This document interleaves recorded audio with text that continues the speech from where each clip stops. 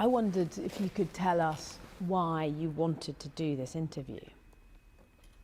I wanted to do this interview mostly for me, but at the same time for other kids, because I did not have a nice experience at all.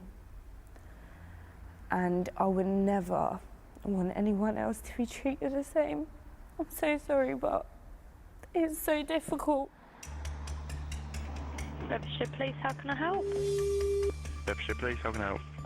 Claudia's story takes our series about unregulated homes for children in care full circle, back to Luton. Yeah, this is the address here. And a home we first visited with Bedfordshire Police last spring, when these PCs answered a call out about a teenager who'd gone missing from this unregulated home. We weren't allowed to film inside. Guys, they're not happy for you to come in at the moment. We now have a better idea why that might have been. Claudia lived here for a few months 4 years ago when she was 17. Back then too, she says the police were frequent visitors. Why were they called so often? Arguments, house getting smashed up, arguments with the staff, violence. A few times I saw weapons in the house. I felt really intimidated all the time. I was one of the only girls in the house. Some of them were convicted of carrying drugs and violence and things like that. It's been almost a year since we first began our investigation into homes like the one where Claudia lived. They're called supported accommodation and they're run by different operators across the country. The more we've dug, the more failings we've uncovered. Stories of violence, exploitation and neglect, and a dereliction of duty by some of those in charge of teenagers in care. More and more councils are using these homes. Every night in England, 6,000 kids in care are living in one. They're aimed at over 16s, with support staff expected to help them transition to independence. But unlike standard children's homes, they're not regulated. During our series, police chiefs have described shocking violence carried out by young people in these homes. We know that we have had children placed from London into our own homes from opposing gangs, and they have stabbed each other in the home. We've heard about other younger children in care dumped in homes that expose them to criminality by other older kids living with them. At 15, you might be in care with an 18-year-old boy who's been arrested for some kind of sinister things, or he's affiliated with county lines, drugs. At 15, 18, you're easily groomed, aren't you? You're easy pickings. We've even heard the tragic story of a teenager killed by another violent resident. He stabbed him multiple times. I think it was about 8 to 11 times Lance got stabbed in the back.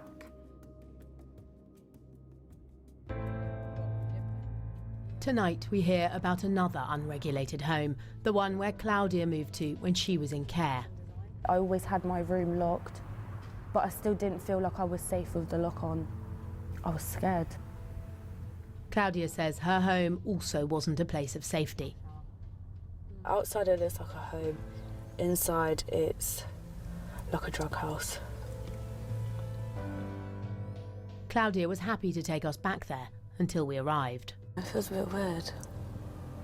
I haven't been here in ages. And when you look at it, what do you think? What memories does it bring back? Bad. 4 other teenagers lived in this semi-detached house with Claudia. It and the home next door were run by the same company, Cameron Support Services Limited. Residents came and went between the two houses. Claudia says it was obvious that some were involved in drugs and gang crime. 2 witnesses have told us this young man, Benny Marcos, was on a curfew tag when he lived in the property with Claudia. Newsnight can reveal that after he left the home, he was sent to prison for possessing an imitation firearm with intent to cause fear of violence. It might not be surprising that councils have violent teenagers in their care. Gang members, county lines drug dealers, kids who've already been involved with the criminal justice system. But what is deeply troubling is that those kids are being housed with others who don't have that background. Teenagers who should be being protected and instead are exposed to risk. This video shows a resident in Claudia's home holding a machete reportedly kept on the premises by another teenager who lived there. Claudia says she was threatened with a similar weapon. I was in front of the house where one of the boys came at me with a machete the size of my leg. The boy ran down the road with the machete at me and my friend. The staff member pulled him back, dragged him into the house. The teenager Claudia says threatened them was Chavance Christian. He'd served a sentence for possession with intent to supply heroin and cocaine before he came to the home. Claudia says the last time she saw Chavance was last year on a Channel 4 documentary. Filmed after he'd left the home, she says it shows him on the fringes of a knife attack, then fleeing the scene. He wasn't one of the attackers, but he was arrested shortly afterwards for Class A drug and firearms offences. Now he's in prison.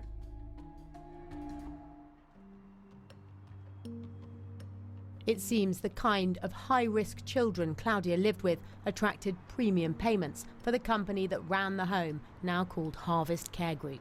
Her council, Luton Borough, stopped using it in 2017. But mainly London boroughs kept the residents and the money flowing in for Harvest Care Group owner Craig Cameron. His company received more than £4.5 million in fees between 2015 and 2019, according to figures obtained by the Open Contracting Partnership and the Spend Network for Newsnight. Invoices seen by Newsnight indicate that Mr Cameron sometimes charged fees of more than £20,000 a month per resident. Harvest Care Group also has a home in Wembley and on its website says it has one in Croydon on the outskirts of London. There is another young man who's a key player and arrived at the home after Claudia left. Ali Meganjobi also had a criminal past. Newsnight's established that in March 2017 he was given a suspended prison sentence. He'd been convicted on 2 counts of possession with intent to supply Class B drugs. But he wasn't a resident. Despite being a convicted drug dealer, he was the support worker for one of Claudia's friends. Newham Council told us it stopped using the home late last year after hearing that a support worker had a criminal record. Newsnight's learnt that although this type of conviction wouldn't automatically bar someone from working in a regulated children's home, in practice no manager would take that risk. But in this unregulated sector, it went unnoticed by councils for 2 years. Both Ali Meganjobi and Harvest Care Group's owner Craig Cameron declined to comment. One council told Newsnight it had had only positive feedback about the company, and a former resident told us that Craig Cameron was a good guy who helped him a lot, and that the Luton home was okay if you kept your head down. That wasn't good enough for Claudia. What was the worst thing for you about living there? Safety. Safety and stability. You don't have a home. You have somewhere that you are staying. So it's like you don't have a safe place. And not having a safe place is like being lost.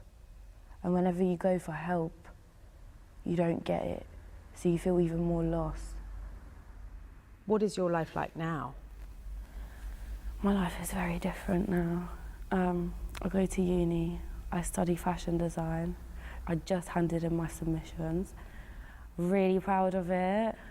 So yeah, I'm joining into the community more. And yeah, trying to support other people. Like I was never supported. I'm trying to be there for others. So yeah. We did ask to speak to a government minister about unregulated children's homes, but none were available. The Department for Education provided this statement. Children in care deserve the highest level of support, and there are no circumstances where a child under 16 should be in inappropriate or unsafe accommodation. That is why we have already taken urgent action to ban the use of unregulated accommodation among under 16s and to bring in national standards in these settings, raising the bar for every child. I'm joined now by Anne Longfield, the Children's Commissioner for England, Paige Brooks, now 18, who was in care in her mid-teens, Chris Wilde, a care leaver who has managed a number of unregulated homes, Councillor Richard Watts from the Local Government Association, representing the councils that take children into care, and Caroline Fonjock, who runs a company providing both registered and unregulated placements. Welcome, everybody. And Paige, I wanted to start with you, just picking up on what Claudia said at the end of that film about feeling lost, being lost from having no home. Is that how it felt to you? I think to a certain extent that's how it feels for every young person in and out of care. I mean, in care and supported accommodation. I mean, it's so isolating. I mean, there's such a lack of communication. It's loneliness. I think the main thing is loneliness. And I feel like in care especially, that's when you're most vulnerable and you need people the most. And I feel like that's when you were left most on your own. And this discussion isn't about one particular setting. It's obviously about the kind of broader issues. But Anne Longfield, we were astonished when we started to look into this and started to unpick what was happening. Did it shock you too? It did, to some extent. I think it always shocks when you hear the stories we've heard and see the examples and the terrible tragedies. But, I mean, real credit to you and the team here for really seeing that and sticking with it. I think it has made a big difference. But, you know, these are the most vulnerable kids. These are 6,000 of the most vulnerable children in this country who are living this evening, staying this evening, in some of those places where none of us would want our own children for 16 or 17 to be. And that can't be right. We wouldn't accept it for our own children, and we shouldn't for children in care. So I welcome the government's involvement in this area, somewhat long overdue, but it has to be the first step on many steps, and we have to absolutely transform the kind of opportunities and kind of safety that we offer those children who need and rely on the state for help.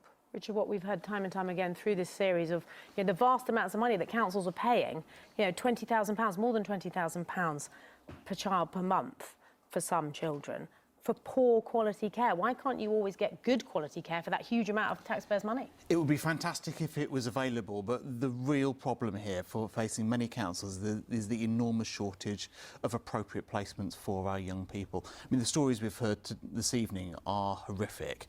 However, I know of social workers who tried to phone 200 different providers trying to find a place for a child in care to sleep. And when it gets to 9 o'clock on a Friday night and the child still hasn't been placed yet, then councils have a basic legal duty to find somewhere. So the real problem is the increasing number of kids coming into care and the decreasing number of places that councils can put them in, and that's what's driving some of the crisis. And Chris Wilde, the councils are the corporate parents. Yes. How do you see this? Are they doing a bad job?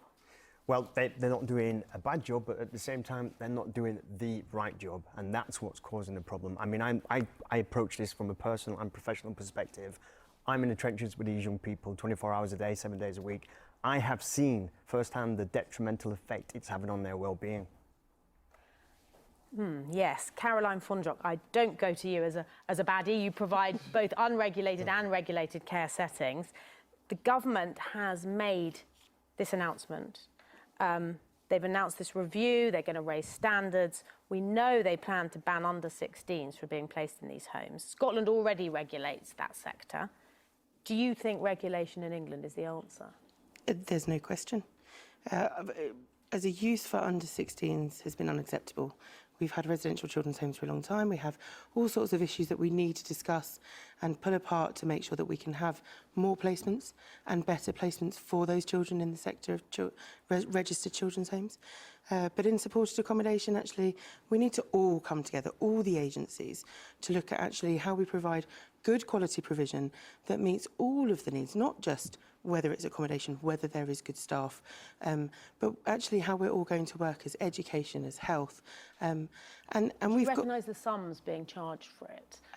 We know that within the registered children's home provision, we already have a very strong and robust regulated framework. We've got good quality standards, we've got Ofsted inspecting, and the costs are high. The most recent ICHA, Independent Children's Homes Association, are saying around £4,000 a week as an average cost for children's home placements. And there's not necessarily huge profit being made on those.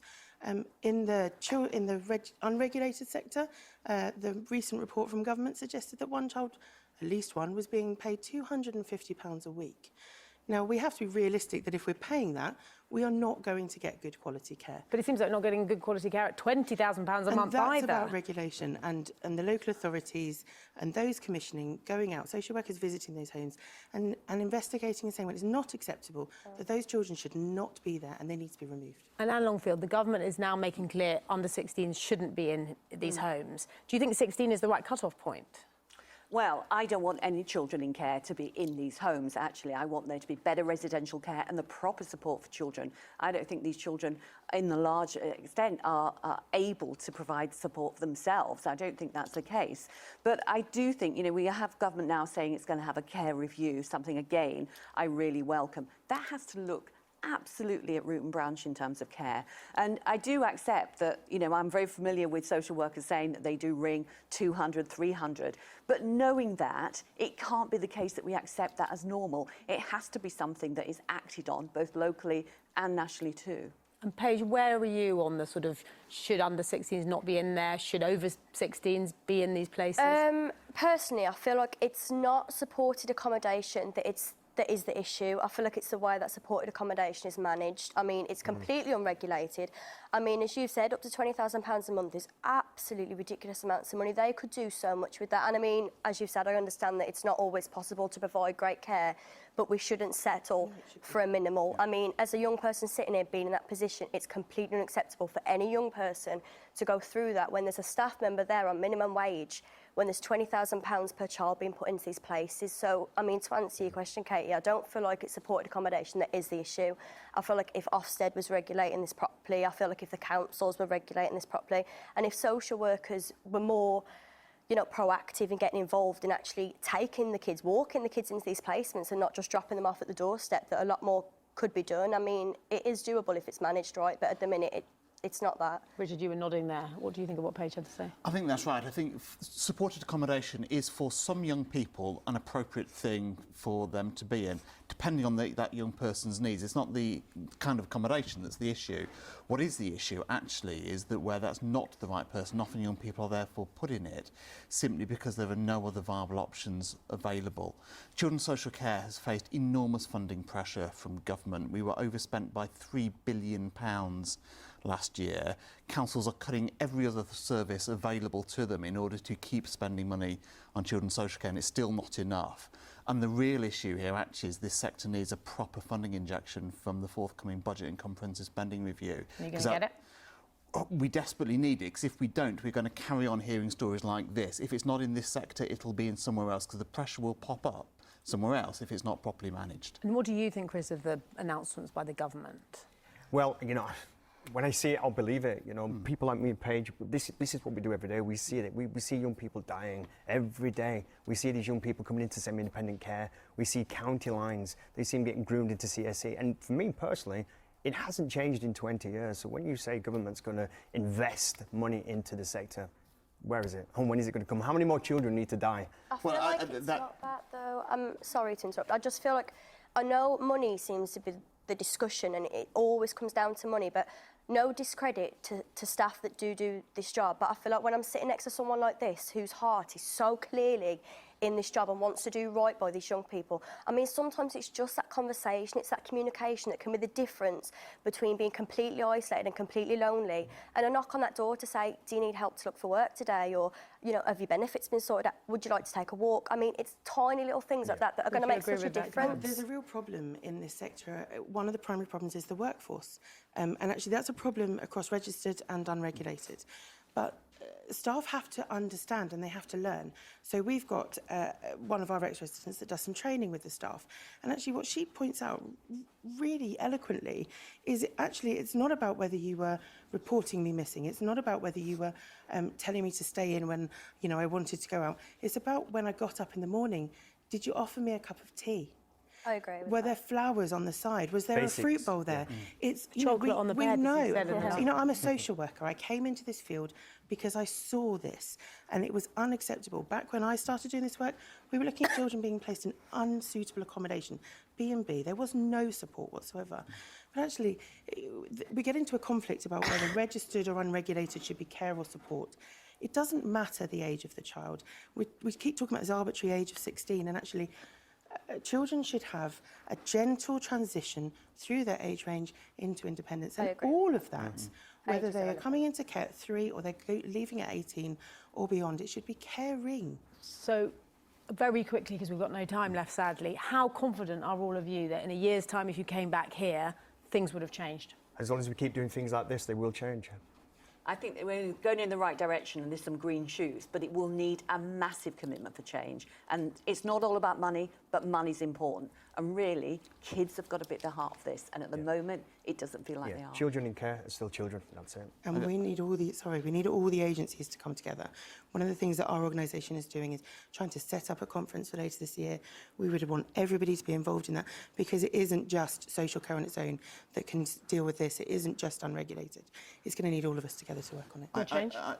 I agree with everything that people have said. However, there is enormous pressure on the children's social care system, and if this problem will get sorted out, other massive problems in the children's social care system get sorted out, and that comes over time, and it comes with proper and sustained investment from central government. And Paige, last word to you. Do you think things will change in a year's time, do you think? I've got hope that they will, for the sake of other young people like me and, you know, like that girl that was just at that house. I mean, the exact same position I've been in. If we carry on being proactive, I mean, like Newsnight's doing, if we keep bringing light to this, if everyone puts, you know, if everyone chips in, if everyone brings light and actually really tries, I feel like it will. Thank you so much, all of you. This really matters, so thank you so much.